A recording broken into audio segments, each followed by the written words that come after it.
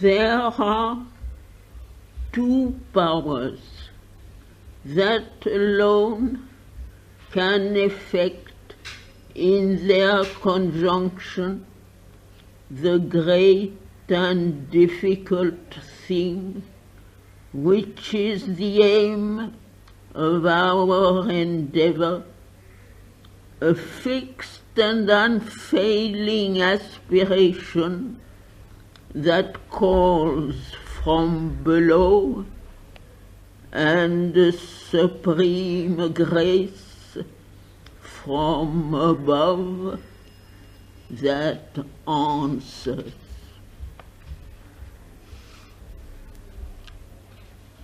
But the supreme grace will act only in the conditions of the light and the truth. It will not act in conditions laid upon it by the falsehood and the ignorance. For if it were to yield to the demands of the falsehood, it would defeat its own purpose.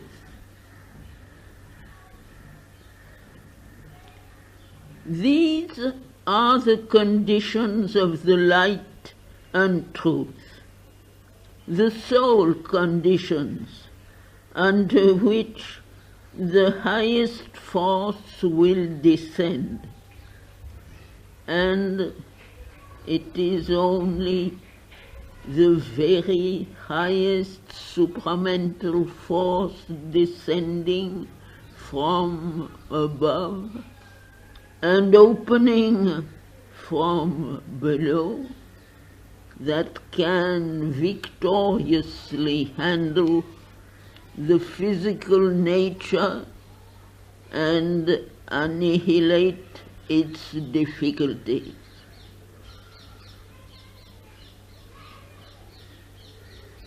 There must be a total and sincere surrender. There must be an exclusive self-opening to the divine power.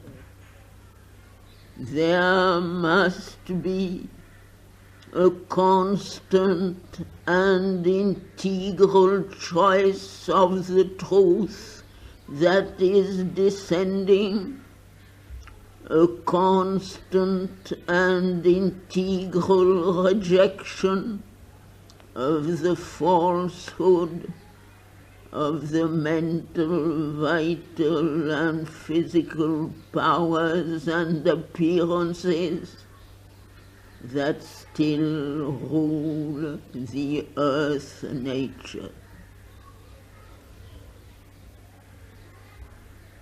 The surrender must be total and seize all the parts of the being. It is not enough that the psychic should respond and the higher mental accept, or even the inner vital submit, and the inner physical consciousness feel the influence. There must be in no part of the being, even the most external, anything that makes a reserve, anything that hides behind doubts, confusion, and subterfuges, anything that revolts or refuses. If part of the being surrenders, but another part reserves itself, follows its own way, or makes its own conditions, then each time that happens, you are yourself pushing the divine grace away from you. If behind your devotion and surrender you make a cover for your desires, egoistic demands, and vital insistencies, if you put these things in place of the true aspiration, or mix them with it, and try to impose them on the divine Shakti, then it is idle to invoke the divine grace to transform you. If you open yourself on one side or in one part to the truth, and on another side are constantly opening the gates to hostile forces, it is vain to expect that the divine grace will abide with you. You must keep the temple clean if you wish to install there the living presence. If each time the power intervenes and brings in the truth, you turn your back on it and call in again the falsehood that has been expelled, it is not the divine grace that you must blame for failing you, but the falsity of your own will and the imperfection of your own surrender.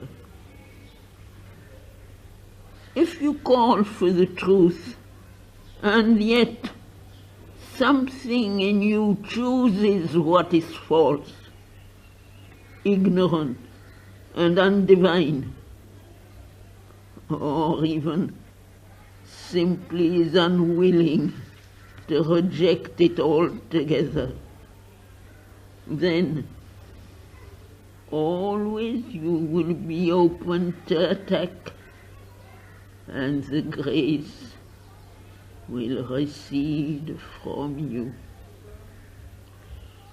Detect first what is false or obscure in you, and persistently reject it. Then alone can you rightly call for the divine power to transform you.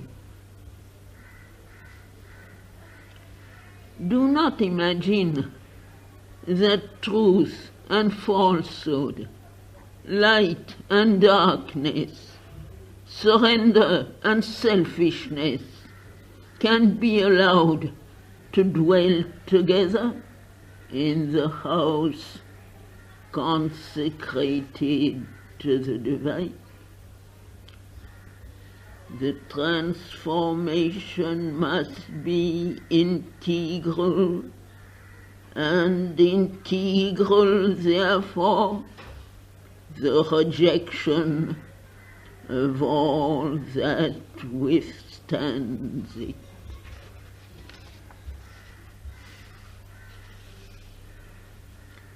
Reject the false notion that the divine power will do and is bound to do everything for you at your demand.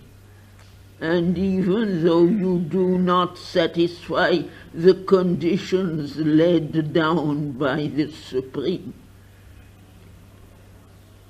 make your surrender true and complete,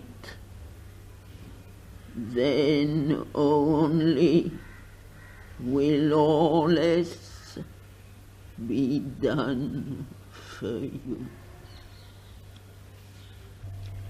Reject, too, the false and indolent expectation that the divine power will do even the surrender for you. The Supreme demands your surrender to her, but does not impose it. You are free at every moment till the irrevocable transformation comes to deny and to reject the divine, or to recall your self-giving if you are willing to suffer the spiritual consequence. Your surrender must be self-made and free. It must be the surrender of a living being, not of an inert automaton or mechanical tool.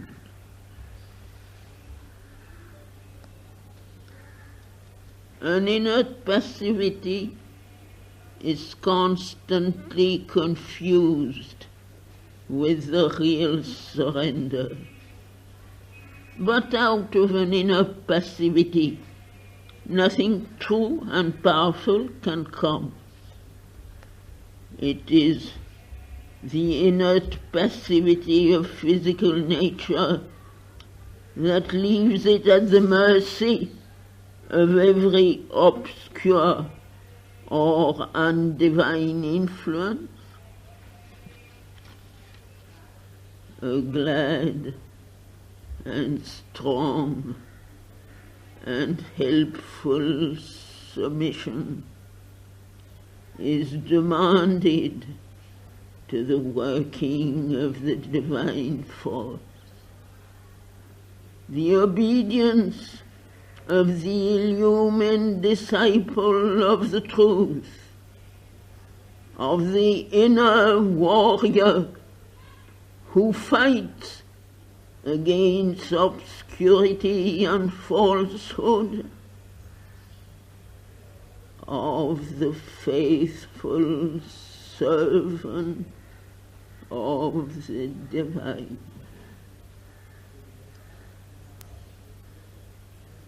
This is the true attitude, and only those who can take and keep it preserve a faith unshaken by disappointments and difficulties, and shall pass through the ordeal to the supreme victory and the great transmutation.